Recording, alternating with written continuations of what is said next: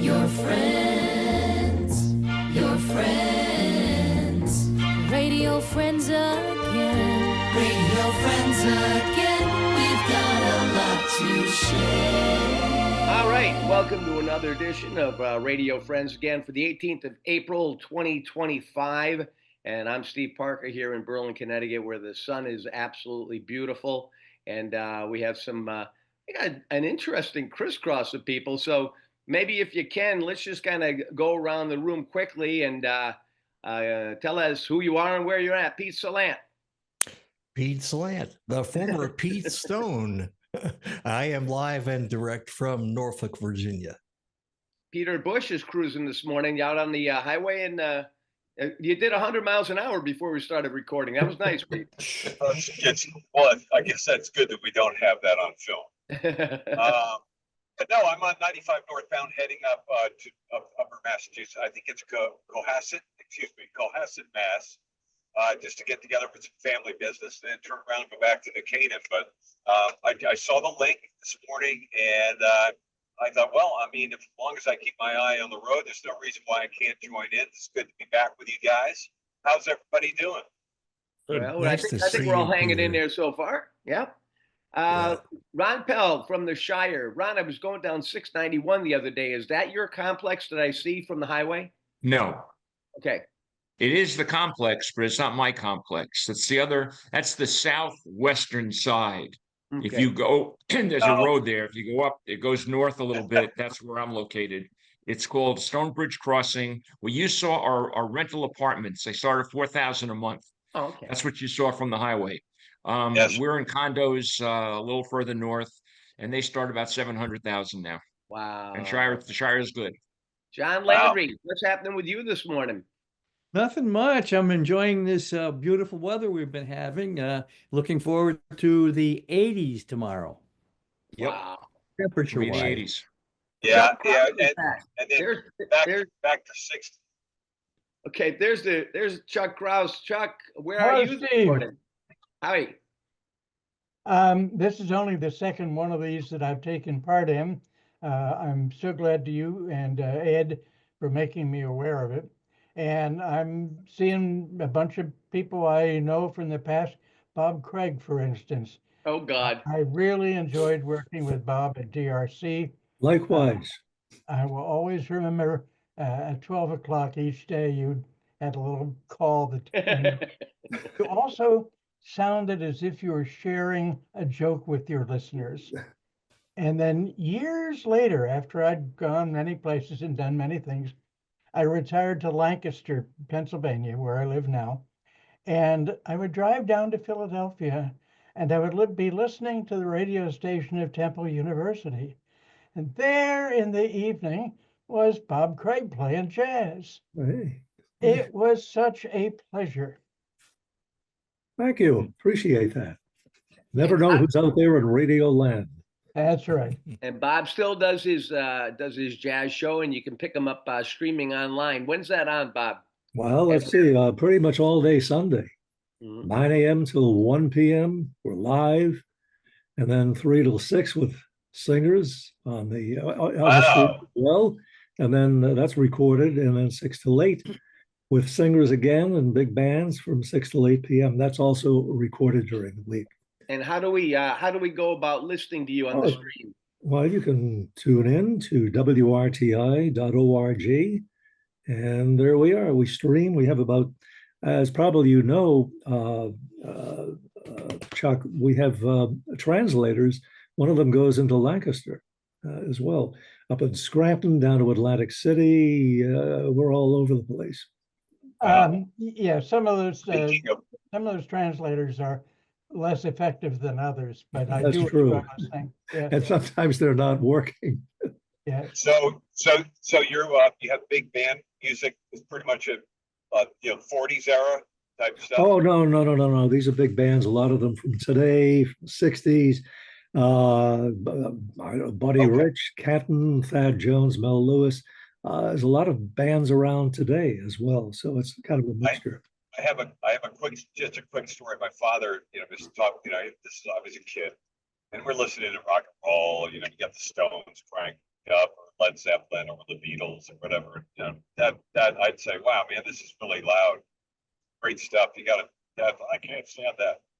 I said, well, you used to tell me that when you went saw Artie Shaw, or when you saw,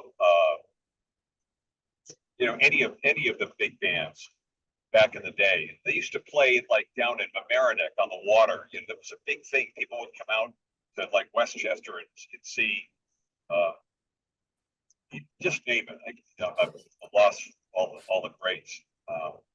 But he said, when you're in that room, when there's 40 guys up there playing with no public address system attached, he said, you talk about loud. When we were dancing and drinking and smoking back in the day, listening to, you know, any of these, Glenn Miller, any of them, he said, I'll show you loud.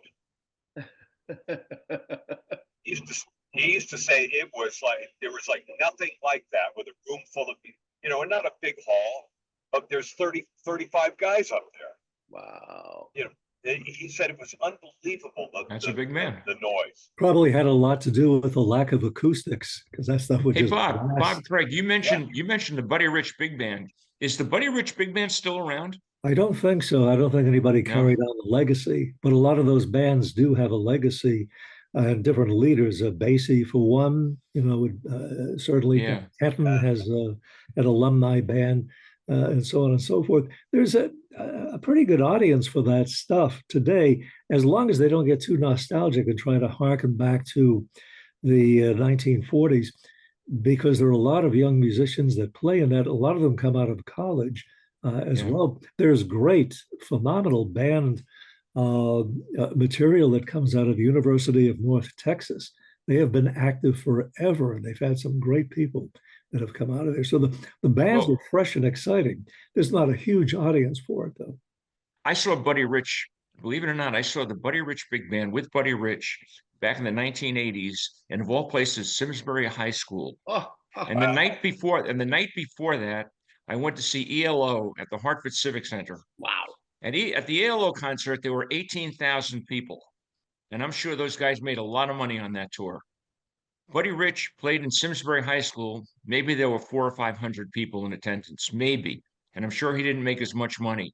And it's sad because the level of musicianship, and Buddy Rich was old then, and he could still play like nobody could play. Buddy Rich was just, if you ask a drummer, if you walk up and guys, you play drums? Yeah, who's the greatest drummer of all time? More than likely he's going to say, well, Buddy Rich. Yeah, Buddy Rich he was a sensational showman. Amazing. I remember seeing him one time I saw him one time at the Newport Jazz Festival, and this was in the late 60s. He had this just driving band. I mean, they were lightning. And we were about, I want to say maybe 2 or 3 rows in from the stage. And I swear to you, he went into a solo. I could not see the drumsticks. I just couldn't see them. It was just astonishing. A phenomenal showman. Great drummer. Yeah. Yeah. All right. All right. That's your jazz update. Okay. There you go. That's enough. All right. Let's see. We've got a few other people to bring in, and then I want to go back. I'm purposely skipping Tracy because we had a loss in the jingle world. We're going to go back to Tracy to start things off and talk a bit about that unfortunate loss. But let me check in with the rest of the gang. Dave, where are you? Dave Overson. I am right now docked at the Royal Caribbean's Coco Cay Island in the Bahamas. Nice. What you see behind me is the island of Coco Cay, and that's owned by the Royal Caribbean crew. And then next to me, I'll swing it around this way. That's part of the Icon of the Seas is also parked here at Coco Cay. And I'll be joining Mary Lou over there. She's out there getting drunk. Enjoying the sun. Oh, God. Yeah. All right. 5 o'clock somewhere. Yeah. Everything's A-OK in Coco Cay. Ed Bruder, what about this? Where are you at? Morning, gentlemen. I'm in Manchester, New Hampshire, as always, and it's another beautiful day here. I'm looking for excuses to not go out and do yard work. Judge Harrigan. Hi, Judge. Good morning. I'm I've decided to stay very current, and I decided to make a visit to Tarrytville, Connecticut today. So that's Simsbury. Russ Oasis. Hi, Russ. Good morning, everyone. I'm in Hey, Miami. Russ. It's nice weather, getting ready to come up to Cape Cod for the summer at the end of May. And just want to say how great it is to join every weekend, every week that I can. I was thinking the other day that I've known people here like Norm T-Bolt. When he shows up, I've known Norm since I'm 18. I've known Chuck Martin since I'm 20. And I've known Pete Salant since I'm 22. So, hey, 6 degrees of separation. That's what it all is. That's why we said, even since we started this thing, if only 2 of us show up, we got to show. It's not a problem. Dave Nagel. Hi, Dave. Good morning from beautiful Plainville, Connecticut. Although in the background you're seeing tulip fields from Holland, just because I'm like captivated by beautiful tulips this time of year and wanted a spring atmosphere. So here we are. It's gorgeous. It's sunny. It's up to 54 already, so not a bad day. Nice day. And there's Bill Rock is back on the Bill Rock is back on deck again. Hi, Bill. Well, Pat Sheen said he missed my boat, so I figured I'd bring it back. That's right. Pat noticed was asking where your boat was last week, right? Right. It's currently in Nantucket, but it's where it was born. Actually, that's where it's ended up as when I sold it about a year ago. But thought I made a nice backdrop, but I figured I'd put it up. We're on the shores of Oyan Sound, and it's about 54 degrees right now and sunny. It's nice. Nice. Lee Gordon. Hey there. Here in beautiful South Florida, where it's 79 degrees and mostly sunny. So I'll take that. And you're in front of your summer home, I see there. That's right. The beautiful facilities that I don't know. I don't even know if the building is still standing, if it has crumbled yet, if it's been torn down. But this is what it looked like when it looked good. Well, it's still standing, but I will say they did. I think the folks from iHeart, they removed the call letters because they did feel that could be something that could disappear, and it's got it's priceless. So they took those off the building. Yeah, I knew John Ramsey took the John Ramsey has had the call letters taken down, and they're not in the. They were in the building for a while, but they've been removed to a safe place. All right, Bob Marks. Good morning, Bob. Hey, good morning, Steve. God, everybody's on. There's some Where's noise. that noise coming from? Where's that coming from? Peter. Oh, Peter's the one. Peter, you're Okay. trouble over there. Maybe you got to mute yourself, Pete. Sorry, I mean that from my heart. Hey, go mute yourself. Hey, I want to ask Bill Rock if he said that he was currently in Nantucket Island. No, the boat's there. I'm not. You guys hear me or not? No. The boat is in Nantucket, Bob. Yeah, I used to go to boat. I used to go to Nantucket and Martha's Vineyard and a lot of places like that. So you were the man from Nantucket. No, I'm the man. There once was a man from Nantucket. Yes. I just want to tell you that back in the summer of '67, my band Detroit Soul played a week at the Novadear Lounge at the airport there in Nantucket. Yep. I know where that is. Nice this time of year. Well, that looks like the whole crew, but I want to go back to Tracy Carmen. Tracy, looks you in Florida, Tracy? I am in Ann Arbor, Michigan, actually. So 63 degrees here. My only disappointment of the week is I'm busy working, so I didn't get a chance. I wanted to sneak about 45 minutes away over to Motown and check it out because I've never been there, but I didn't get the opportunity, unfortunately.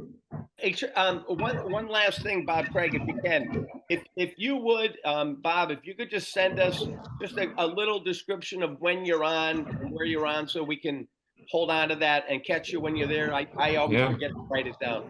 Oh, all right. I would be more than happy to. That'd be great. So Tracy, let's go back then. Big loss in the jingle world this week.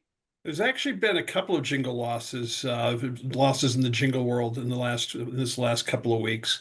Wednesday was the funeral for a gentleman nobody here probably knows by the name of Ken Justice. Ken worked for TM starting about 72, 73. I should post his I've got his audition tape, which got him the job back in the 70s. And he and John Wolfert and Lee Whitney, who's down in DC, who passed away, the whole crew goes back that far. And Ken was at TM for many years, created the first production libraries that they had there. You don't know him by name, but trust me, you know the music that he produced. I'm sure all of you in your production libraries from TM used tracks that he wrote, produced, edited, and so on and so on. Very much a very hands-on production person. So that's the first one that passed. Again, his funeral was on Wednesday. And we also lost Jim Clancy. Jim, for those of you who are of a certain age, which we all are here, will remember there were later Gap commercials, but the original Gap commercials had his voice fall into the gap. Yep. Remember that. That was Jim. Tracy, can you sing the WGAR? Yeah, that's yeah. Somewhere I have the W in the clear, believe it or not, so you can put your own call letters over it.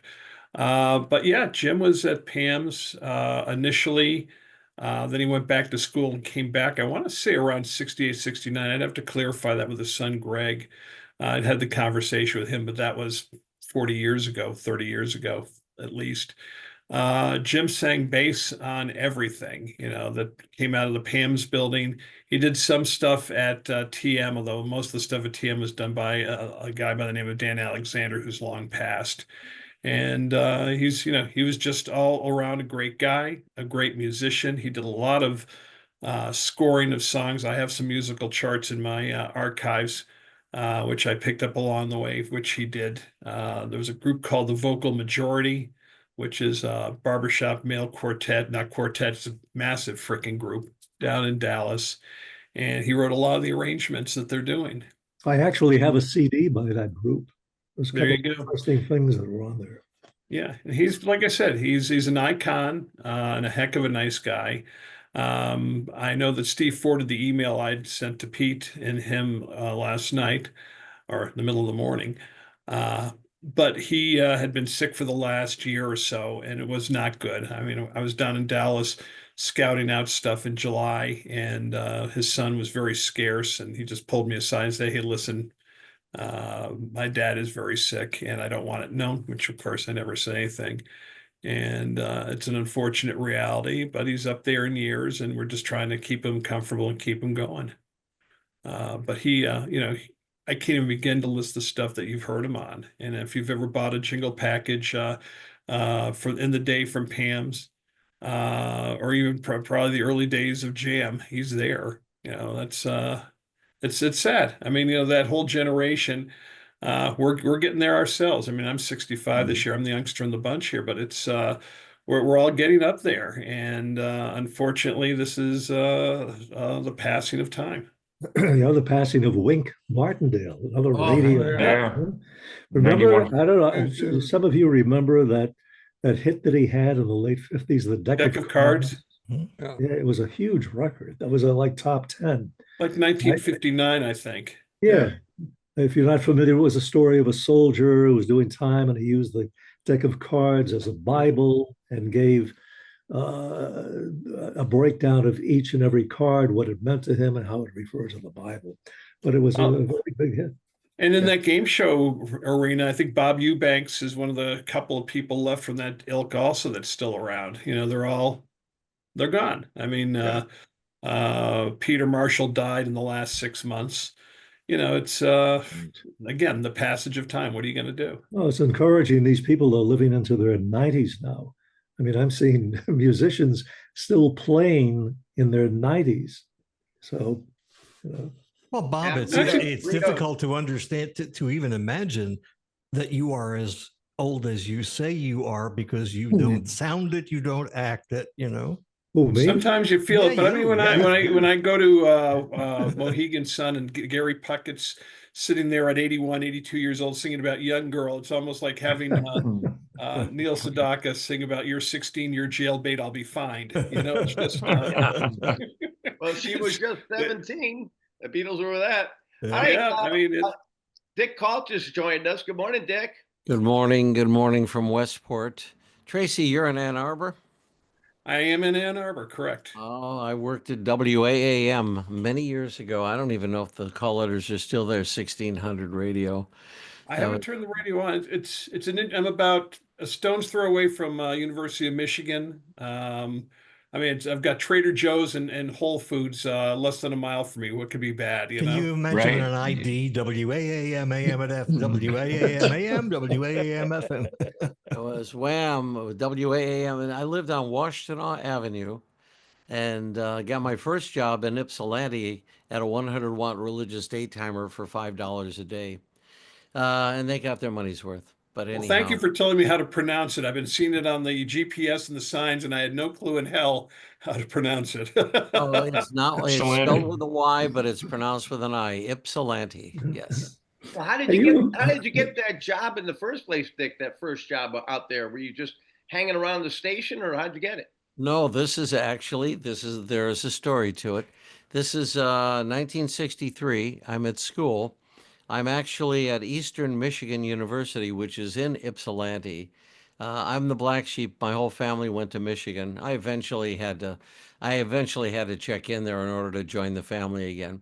But it was 63. I was living in a rooming house, and a bunch of guys were living on the floor. Upstairs, and they were members of the Newman Club, which is a part of the is it part of the Catholic Church? I'm not sure, but anyway, they asked me to hide their case of beer under my bed because they didn't want to get caught. And not knowing any better, I did, and the landlady found it, and she evicted me the week of November 23rd, 1963. You may remember that week. Wow. And Dick, I just checked, and WAAM 1600 is still on the air. oh, it is Yes. okay because they had just the frequency was being used, but they had just changed the call letter to WAAM around 63, 64. Anyway, I'll be very quick. So I couldn't get into the dormitory at school because it was full. So there was a room available at a fraternity house. And I moved in there, and the president of the fraternity was doing part-time work for this religious radio station, WYNZ, which was above, uh, a retail store in on Michigan Avenue in downtown Ypsilanti, a 100-watt daytimer. I had a third-class phone, and they said, "Well, if you can do meter readings, would you like to take care of the station on Sunday? We'll pay you $5."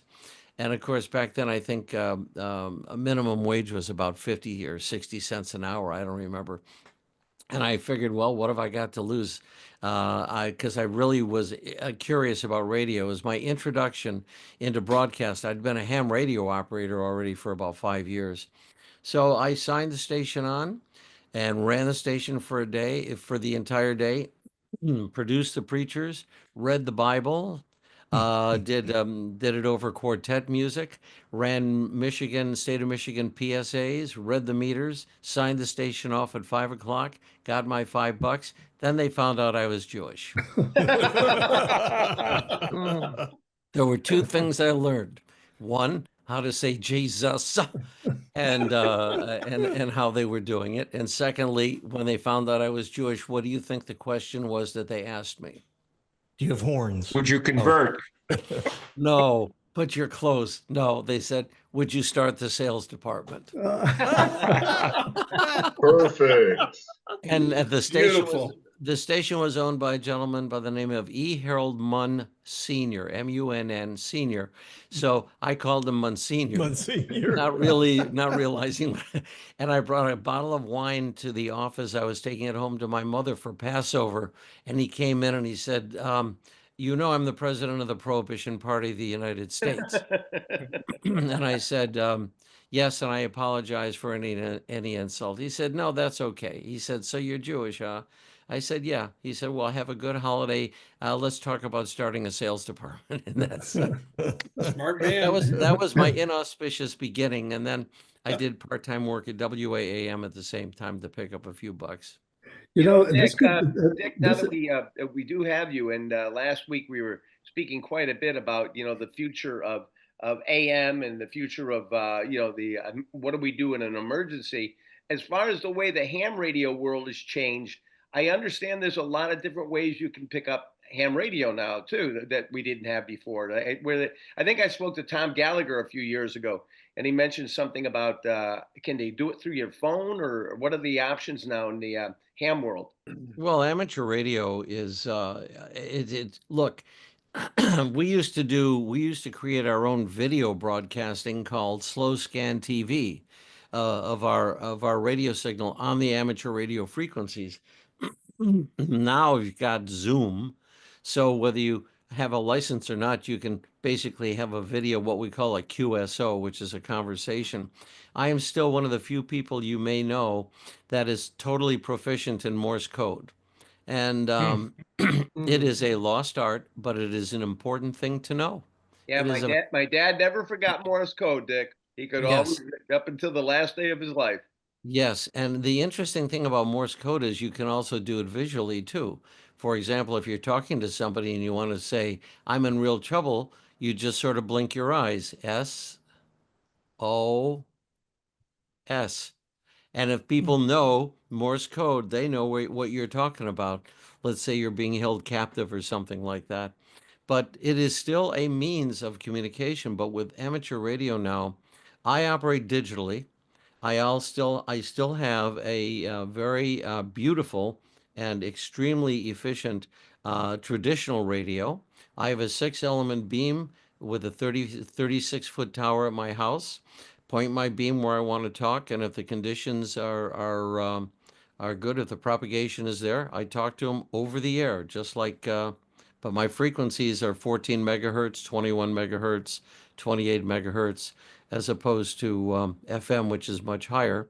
And one of the other things is the other modes we use are FM, AM, and what's called single sideband, which is using basically an AM sideband.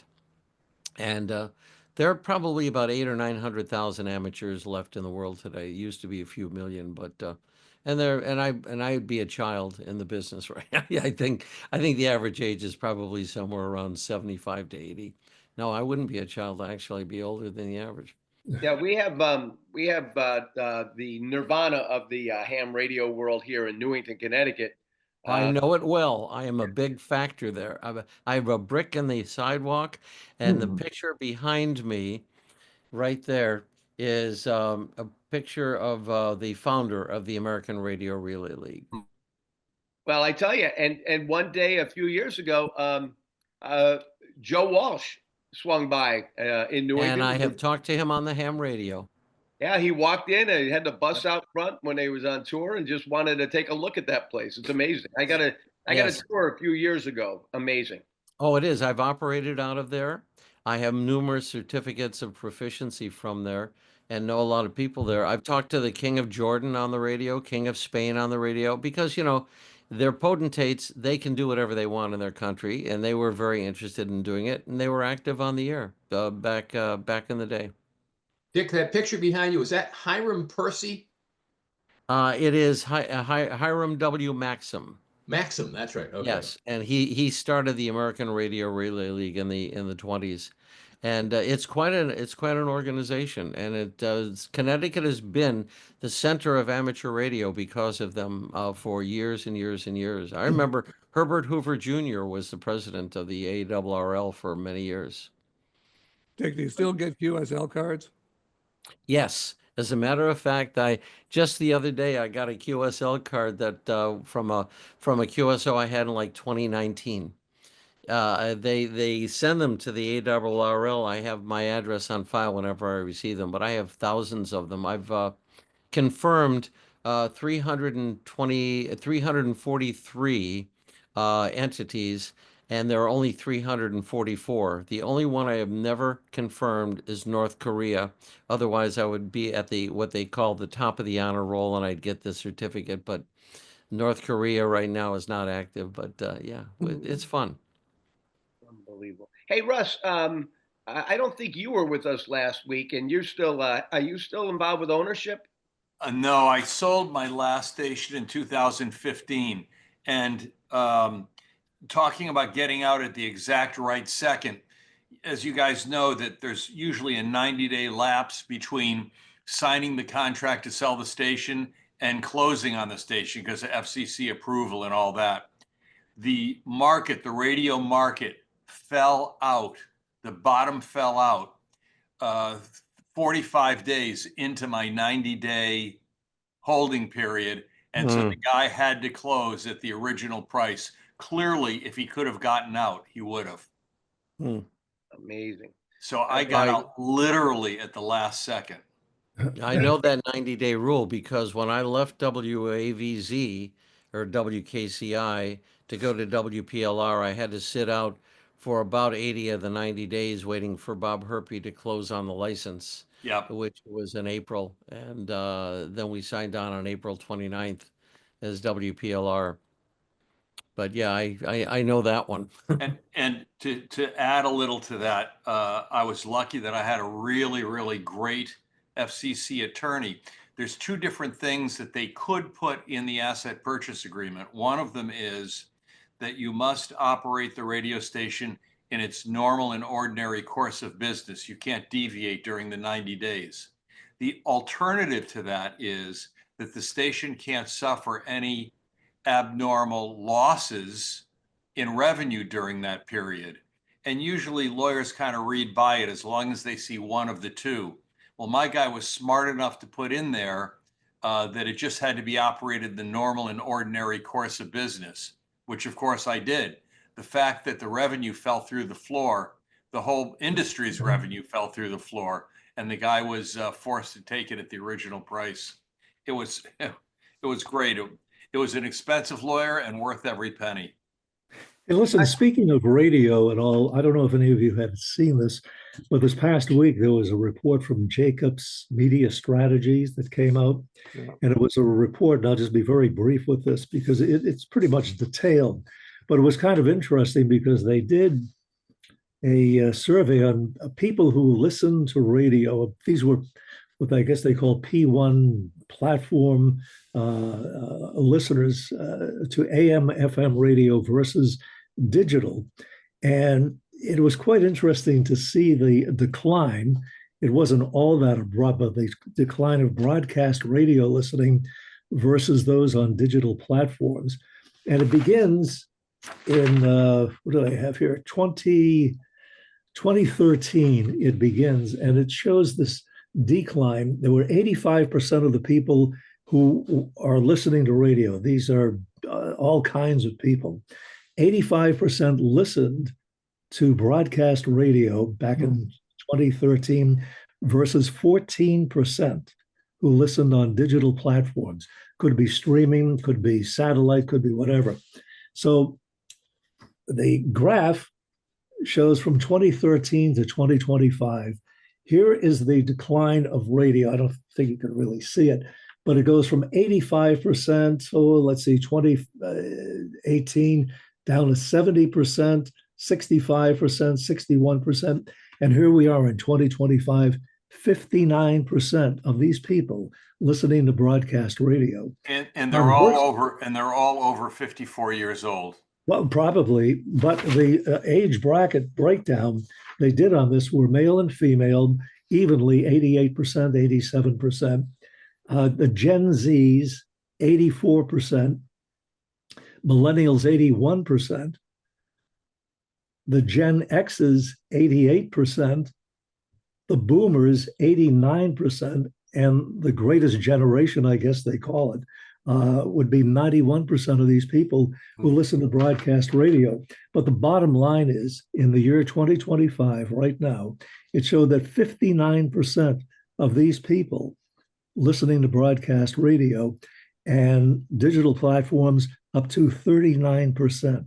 Wow. So closing in, there's a 20% difference, according to this report, on people who listen, 59% broadcast radio, the acceleration of digital platforms from 14% about 12 years ago to 39% today. It just seems to be going like that. It's unlistenable. I mean, I know you guys have probably tried it in the car when you're forced to. I mean, radio is so bad these days. It's torture to listen to. It is. It's so bad. They do everything so wrong all the time. Well, one of the things that they've done in the last few years, of course, is they've been using their FM sidebands for their AM stations. I mean, here in Connecticut, Jeff Warshaw, who owns WICC and PLR and Weeby 108 and these stations, he's now got ICC on one of the sidebands on Weeby 108 and also I think on 99 FM. And at least you can listen. It is hi-fi quality, if you will, but you can't listen to an AM signal anymore. My question is, in that breakdown, do they break down the difference between listening to a station literally to its on-air signal, or are they how many access the station on a digital digital access streaming or in some other way? Yeah, I don't know. I guess that gets deep into the roots of the report. What I found to be very interesting, and Russ, this kind of goes back to what you were saying, how bad that radio appears today. There was a line that opened here. It says, radio's enduring appeal. Despite digital competition, radio remains a key medium, with 61% of listeners tuning in for engaging personalities, up from 2024.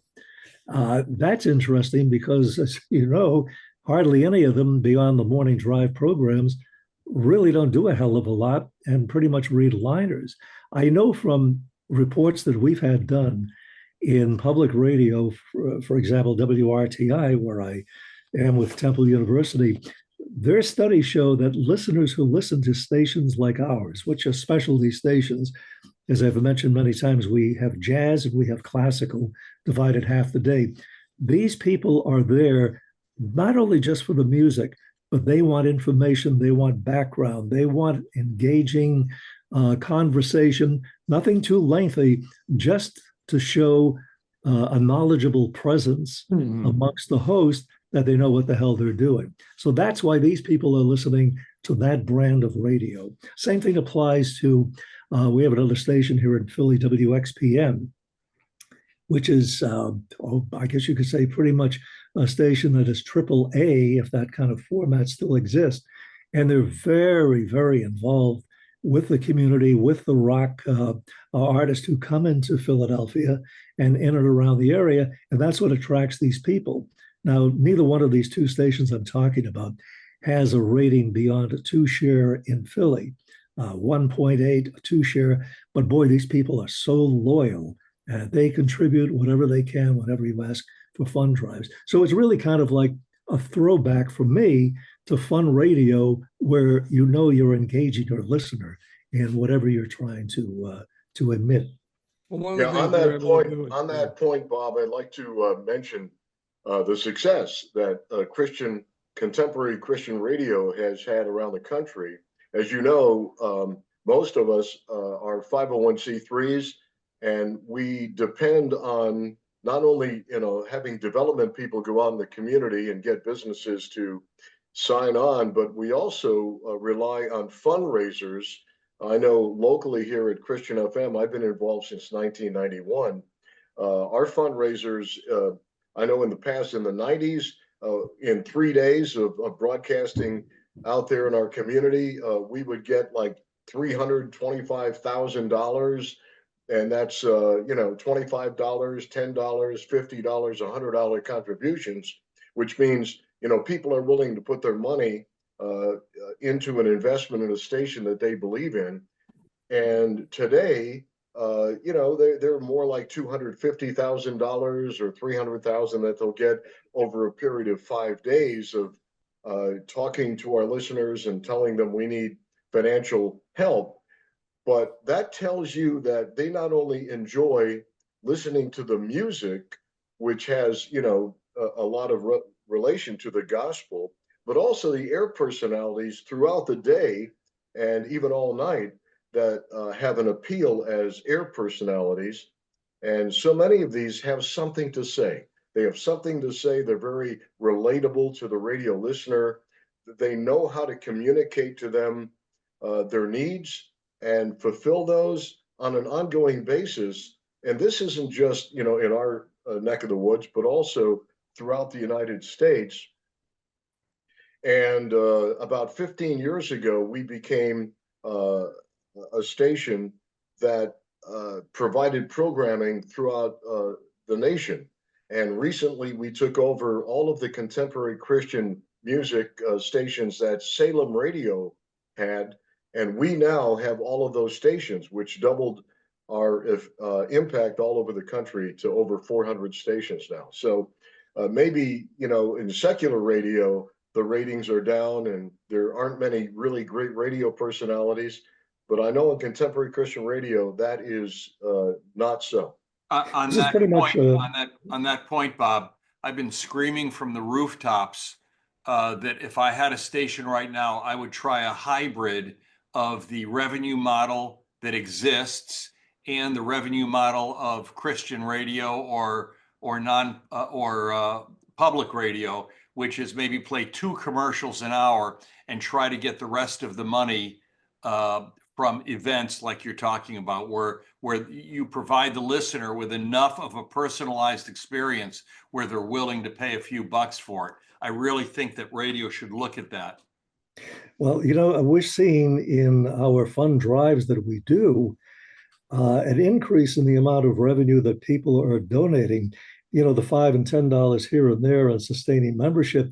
A lot of that is kind of overshadowed by people who are bequeathing in their wills great amounts of money, $100,000, $50,000. We're finding that some of these drives that we do, where we used to go 2 or 3 weeks at a time, that's been backed off to maybe 4 or 5 days at a time because revenue sources are coming from the outside. I'm not saying that this is a huge amount of money, but it's something a little bit more encouraging. We're dealing mostly with the last wing of radio listeners who value what radio used to be. Yeah. And radio was the source of, you were doing your homework, you took it on vacation, you listened at the beach. It was such an important element to your lifestyle. We're now, exactly what it is. So these people are hanging on to kind of like those last memories, if you will, of what radio meant to them. I'll just bring this up real quick. There is a radio consultant out there who put a station on the air and advertised for live jocks. And it's live from 6 a.m. to midnight. I guess they run voice tracks from midnight to 6 in the morning. And it's at a station in a small market, market number 50, something like that. Not small, a little smaller than Hartford. And I listened to it online and I was blown away because I was expecting a station like DRC or CKLW. Even though they're 2 completely different kinds of stations, they both had their own very strong personality. DRC being a complete personality station and CKLW being a complete Drake station, but both strong personalities. And instead, it's a station where, they're live, but it's like they're reading liners. It's like more variety all day long. We'll never play the same song twice. It's like, well, what's different about that? It's contrary to what you're saying, Bob.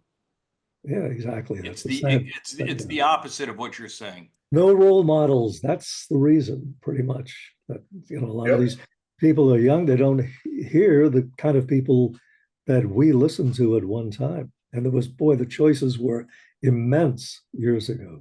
Well, the guy who's programming this, he knows better. He's our age, but I don't get why he did that. Are you talking about Gary? Yeah. Yeah. In Pennsylvania. Yeah. And I spoke with Jay Clark down in Florida, and his stations are doing great. And he still wants to come on with us, but he's always so active with a lot of the activities they do down there. He says we're all about the community and going out all the time and doing stuff. And I think from what I hear from you guys, the people that are involved with these stations have to learn to get the most or give the most to their community and get out there, because that's going to be something. And we have to stop worrying about measuring the audience and how much of the audience that we've lost. And basically, what do we do and how do we make the most financially and also, from a community awareness thing, you know, of the audience that we have. You know, and stop with these researched positioning lines. Yes, it's important to let people know where you are, but how many times can you say, "We'll never play the same song twice in one day"? You know, Hello, that makes you feel good. I mean, okay, we got it. You know, that's not why you really listen to the radio. You listen for personality, for entertainment, and for the music. Move on. Yep. Let me get up to Chuck Krause, because everybody knows what a lunatic personality, crazy man he was when he was on the radio. And now Chuck always had a great sense of humor, but had to play it straight as a great newsman. Chuck, do you listen to the radio anymore yourself, or what do you think? You've only been with us a couple of times. What do you think of this discussion? I don't listen to commercial land-based radio anymore. When we sold our station in northwestern Pennsylvania, I had been in radio for just over 50 years, and we retired. And I had thought I would try to maintain some involvement in radio. The truth is, I had just gotten it out of my system. I mean, 50 years of doing it. But I'm very interested in this whole concept of radio as a companion. That has been, just a key belief of mine. I thought the Drake format, it completely turned its back on that. I remember being at WPOP when Dick Heatherton would be doing, number 23 of 200 in a row. And then I went over to DRC, and it was a totally different operation. DRC was just a class operation. Never mind, the general manager was a crazy man. But the jocks on DRC, including Dick McDonough, were just people you wanted to listen to. And I tried to write news that way. I tried to come up with clever wording so that if you were sitting through a 5-minute DRC newscast, you weren't hearing wire copy. And that paid off when I later worked in all news radio in Boston. I don't mean that I had to break any rules. It's just the way it came out. And as I recall, 18 years of doing all news radio in Boston, people remember. Well, for instance, if you've ever been in the Massachusetts State House, there is a carved wooden fish hanging in the hall of the house. It's called the sacred cod. Never mind how it got there. One day, it was kind of a holiday, and I was assigned as State House reporter at that time. So I went out and I interviewed the sacred cod. It wasn't very long piece, but it was, nobody else was going to do that. And I think it helped, make people pay attention. I mean, all news radio can be boring as. Oh yeah. It can stimulate, and I've tried to stay in that area. But you know something too, Chuck, what you were saying about the way you wrote it, and especially back in the DRC days, because Pat Sheehan was saying the same thing. To try to hold on to that younger demo and doing a 5-minute newscast and making sure you're covering everything that's happening, nationally, locally, and then don't forget the Powder Ridge or the Powder Hill concert scene that was going on. You had to really keep the attention of a younger demographic through the news. One of the I don't remember thinking of it as a younger demographic.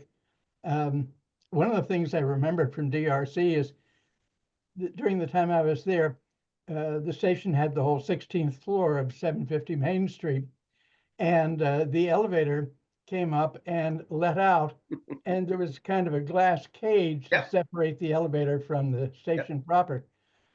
I would sometimes let myself out the side door to the elevator, and there'd be these little teeny boppers with their transistor radios listening. And every now and then one of them would say, "Are you somebody?" And I say no. They didn't care who a newscaster was, but they had this desire to have touch contact with their station. POP had the same thing. They had a parking lot, and the little girls would stand there by the window into the jock studio. My girlfriend didn't believe this was, I told her, no. So one day I had to go into work and I loaned her my car. So as I walked in the front door, she got into the car and these little girls were, do you know them? You know, I don't want to address what's missing from somebody's life if they stand for hours outside a radio station's window. Oh Now, no, Chuck, on you the guys. topic of personality newsmen, I had the pleasure and honor of working with two of the very best when I was at DRC, and that was Walt Dibble and Lon Landis. Yeah. Well, Lon was a crazy guy. I mean, yeah, Walt Dibble was a gentleman. Yes. I knew him before he came to DRC, but he was a real gentleman. Lon Landis and I were too close to each other to get along well, and I'll say no more. I have a Lon Landis story that dates back to the late 70s. I was looking for a news director, and I already hired some of Charlie's jocks and so forth. And Lon was out of work, so I asked him if he wanted to work for me. He said, "Well, let's get together." So at the time I was on, one of the reasons I went to WVLI is because they had their own boat. And that's before I had my own. And so I used to have meetings on the boat. I used to do as much around the boat as possible. We were at a marina in Brantford, and it was a little bit dilapidated in a couple of areas. And Lon was looking for the boat, and I was in our boat looking for him. The next day I knew he stumbled and almost fell in the water. So I said, "I hire you." Yeah, Lon was from smashing a dildo on the table while reading the newscast to a lot of his other antics that he had. I mean, he put his whole body in doing the news. I mean, he was, jumping up and down, and that was a talent. That's, a very, very good talent. Fun guy. Well, it's interesting because Lee can tell you. I mean, some of the talent that went through the newsroom there, they were more than just reporting the news, right, Lee?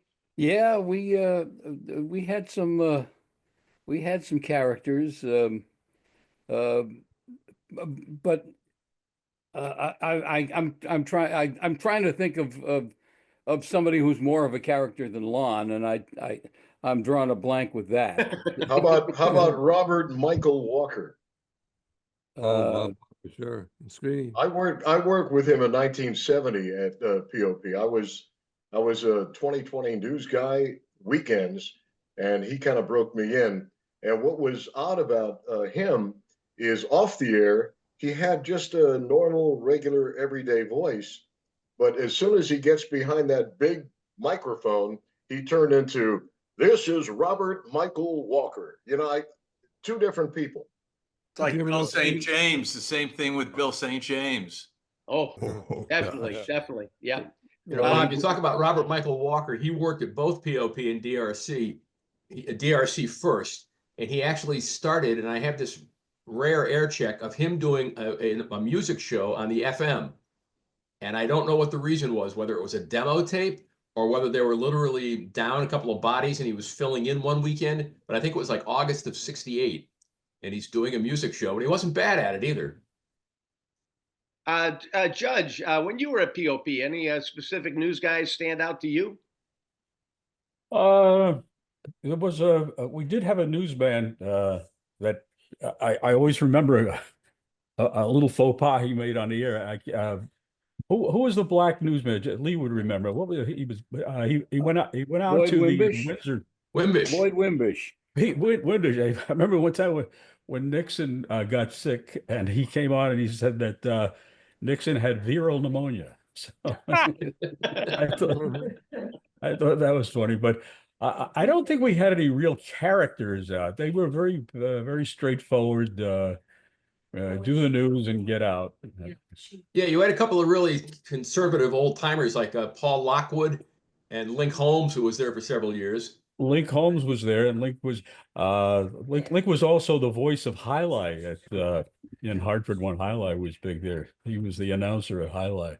And of course, both POP and DRC had Joe Barbarette. Oh, Joe Barbarette was the news director at POP at the time I was there. Well, when I started at POP, Charlie Steiner was the news director, and then he's gone on to bigger and better things. But there was Jim Marco was there too at that time. Yeah, Jim went. He went to Boston, and eventually, I think he was like the editor of a gay newspaper at some point.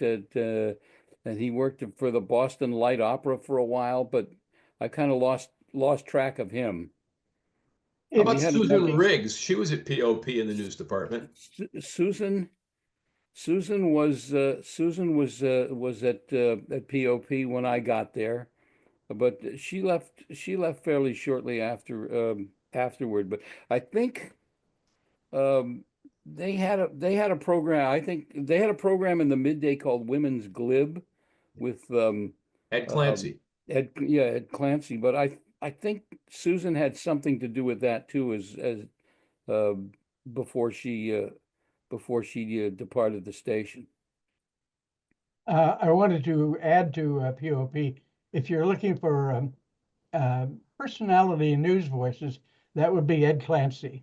Yeah. Ed had worked in Syracuse and he was at POP. He kind of thought of himself as the Paul Harvey of Hartford radio, and he would do that with his delivery. This is Ed Clancy. He was there for several years. Joe Amaturo one day decided that he didn't care to continue paying me, so he gave me my notice but left me on the air. So I wasn't news director anymore. So Joe, who liked Ed Clancy, made him news director. Ed Clancy thought, oh my God, he quit that day. Went to New York, and so we got Tracy Cole, who was news director for a while. POP, I was news director at POP for a year and a half, and that set the record for longevity. Tracy was a bit of a character too. Not Tracy Carmen, but Tracy Cole. Tracy Cole, oh my, yes. He came from Boston. I think he came from MEX. When Tracy was out of work, he'd just drive around New England with a pocket full of dimes, and he'd keep just calling radio stations. And eventually he'd stumble upon one that had an opening, and so he'd go to work there. At one point, somewhere around the late 60s, there was I think an AP dinner, an awards dinner. And Tracy showed up and he had dinner and he had a good time. And they said, well, I've got to be going, my family's waiting out in the car. He had several children too. I think he had a big family. He came from MEX in Boston to the Hartford area. And I think after POP, didn't he end up briefly at INF in Manchester, but then he ended up in Springfield, Agawam, somewhere in the greater Springfield. Tracy Cole? Yeah. Oh, if it had a transmitter, he worked for it. Chuck, when were you at WPOP? I was at POP from July of 67 to early January of 69. Okay, that's well. I know your name and I've heard you before, but I don't remember you at WPOP, and that was long before I got there. Well, when I was there, Clancy and I shared the morning, and Mike Hyde and Randy Brock shared the afternoon. And good writing, good delivery. I remember one day just going to the phone and calling them up and telling them, you just did a wonderful newscast. They needed to hear that. I will tell a story about Ed Clancy. Ed was high profile. He had his flaws. And one day I thought, well, let's kind of polish Ed's delivery and performance a little bit. we'll kind of sweep up a few of these little problems, get them resolved and out of there, and he'll just be great. So I sat down with him and I listed these little minor things, this, fix this, do this a little differently. And when I got all done, he said, well, he wrote me a resignation because he had decided that I no longer wanted to have anything to do with him. And no. So I didn't come in the next morning. And so he was forced to do the morning shift all by himself. And so he decided, no, I didn't really want to quit. But I learned as a manager, deal with little problems individually. Don't stack them up, because the person you're telling them to will see it as a loss of confidence. Mm-hmm. Now I have one other Ed Clancy story, and this is I'll tell it. At POP, our sales manager was a guy named Bob Grusky. Oh yeah. Okay, you remember Bob Grusky? Oh yeah. Kind of a quiet, low-key guy, but obviously he was good at selling radio ads. In late 1968, the Beatles had a very long song. And one day Ed Clancy was walking down the hallway past Bob Grusky, and he sort of sang, "Hey Jude." Grusky was just, he felt so bad. So he went in and complained to Joe Amateur, and Joe Amateur called me in. And so I went and grabbed Ed and said, you get yourself into Bob Grusky's office and you apologize, and it had better be sincere. It didn't occur to him that he was, doing this terrible thing to another person. One of the guys you mentioned, Chuck, was Mike Hyde. He was a local guy who had attended college at Trinity. And for a while in mid to late 60s, POP used to hire combo guys. They would do news on weekends. No, they would play music on weekends, but they would do news during the week. And he was Mike Hyde when he was on the news department, but he was Terry McKay when he was playing music. And Randy right. Potts did the same thing at POP. I will jog over just a little bit.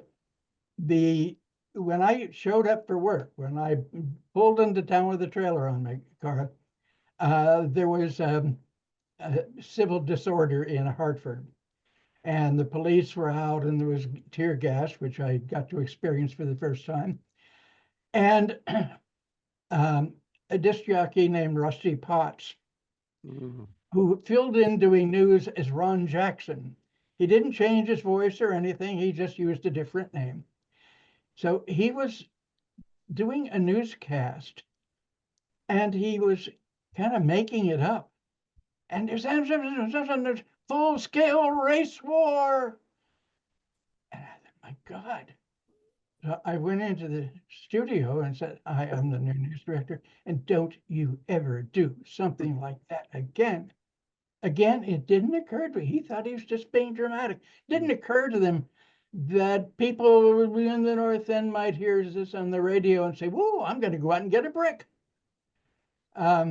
Rusty eventually went to Waves in New Haven and then to someplace on Long Island. He did some time over at CCC, that's for sure.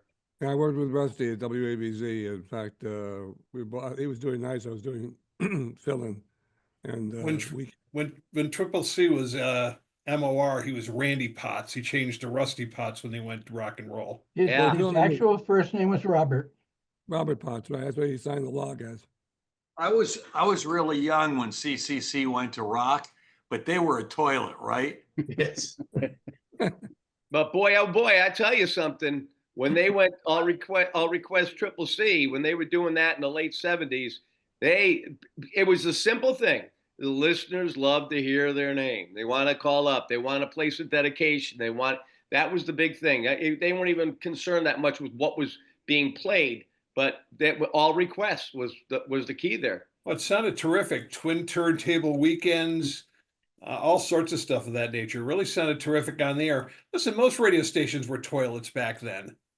Oh God, DRC wasn't. I mean, DRC and POP wasn't really a toilet either. I mean, yeah, they weren't as good as DRC, but DRC was a shining star. POP, when I came to town, really owned the market. This was in 70.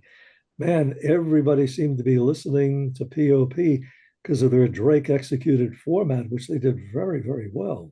And then, 2 years later or so, or a year later, when Corson decided he wanted to up the ante on promotions, the station really started to do some numbers on POP.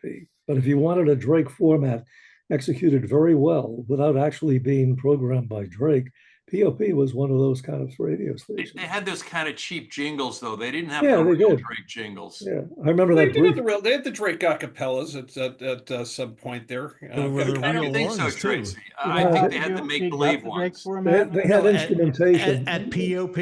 Yeah. POP, No, they had the those Johnny were Man the jingles. real. I have Those were the master. real ones. Yeah. Danny Clayton was note the for note, the real ones. Danny They had Clayton the was real. the guy They that had the Johnny introduced Man jingles. the Drake format Oh, yeah. in WPOP. Hang on a second. It's getting a little crazy. Let me throw it to Judge. What were you saying, Judge? Danny Clayton was the guy that introduced the Drake type format to WPOP, and he did it very well. And when he left, for some reason, that format didn't continue. It was more the management got involved with the format rather than a professional program director like Danny. Wasn't it Lou Morton who took over from him? Go ahead. Sorry? Go ahead. I was just going to say. Who took over when Clayton left? There's two of you talking at once. I can't hear you. I was asking if it was Lou Morton who replaced Clayton as program director. I think it was Lou Morton. Yeah. It was a piece of work. If there was one radio station that combined both the elements of Drake and personality and did it super well, it was one of the most exciting stations to listen to with that kind of format was the original WFIL in the late 60s and early 70s. Man, that station, I heard an air check the other day of Jim Nettleton doing FIL. Wow. I had never heard Nettleton talk so fast and do phenomenal talk-ups in my life like that.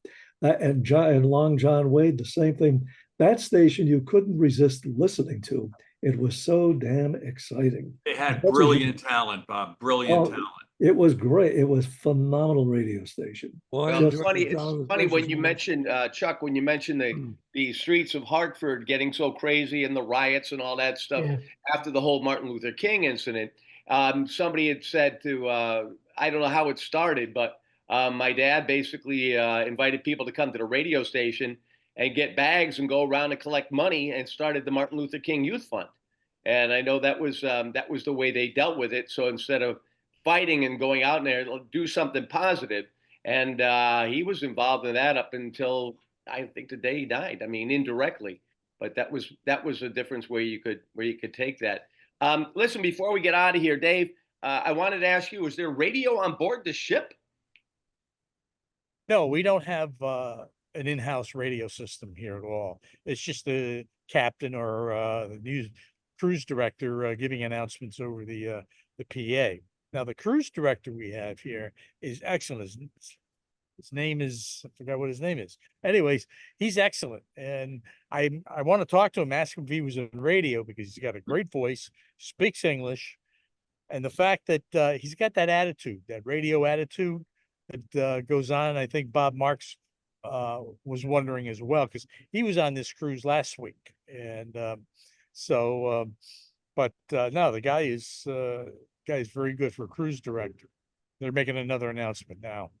All right. Well, listen, I'm gonna you guys. I gotta kill the recording here because I know that Dave's got to work with this piece. Excellent conversation.